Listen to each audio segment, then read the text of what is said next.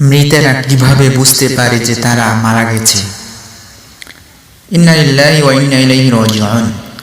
মৃত ব্যক্তি বুঝতে পারে না যে সে গুরু শুরুতেই মারা গেছে। মৃত্যু পরবর্তী আত্মীয় স্বজনের কান্নাকাটি, গোসল, দাফনের কাফড় পরানো, এমনকি তাকে কবরস্থ করা পর্যন্ত নিজেকে সে মনে করে মৃত্যুর স্বপ্ন দেখছে। তার মনে সবসময় স্বপ্ন দেখার ছাপ থাকে। তখন সে চিৎকার করে, কিন্তু কেউ তার চিৎকার শুনতে পায় না। পরবর্তীতে যখন সবাই ছত্রভঙ্গ হয়ে যায় এবং মাটির নিচে একা থাকে, আল্লাহ তার আত্মাকে পুনরুদ্ধার করেন। সে তার চোখ খুলে এবং তার খারাপ স্বপ্ন থেকে জেগে ওঠে।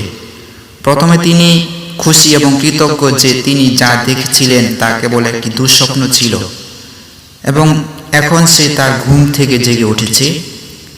তারপর সে তার শরীরকে স্পষ্ট করতে শুরু করে, যা সবেমাত্র একটি কাপড়ে মুড়ানো হয়েছে। অবাক হয়ে প্রশ্ন করে, আমার জামা কোথায়, আমার অন্তর্বাস কোথায়? তারপর তিনি বলতে থাকেন, আমি কোথায়? এই জায়গাটি কোথায়? কেন সর্বত্র ময়লা কাদার গন্ধ?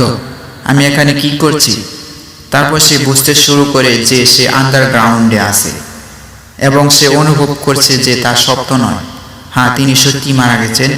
তিনি যতটা সম্ভব জুড়ে চিৎকার করেন, ডাকেন তার আত্মীয়রা যারা তাকে বাঁচাতে পারে, কিন্তু কেউ তার উত্তর দেয় না। তখন তার মনে পড়ে যে এই মুহূর্তে আল্লাহই একমাত্র ভরসা।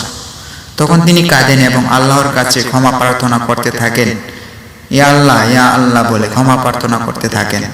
সে এমন এক অবিশ্বাস্য ভয়ে চিৎকার করে যা সে তার জীবদ্দশায় আগে কখনো অনুভব করেনি।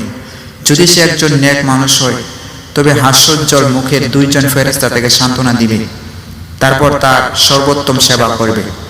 যদি সে খারাপ লোক হয়, তবে দুইজন ফেরেশতা তার ভয় দেখিয়ে দিবে এবং তার কুৎসিত কাজ অনুযায়ী তাকে নির্যাতন শুরু করবে। হে আল্লাহ, আমাদের গুনাহ ক্ষমা করুন, নেক কাজের তৌফিক এবং ঈমান নিয়ে পরকালে পাড়ি দেওয়ার নসিব দান করুন।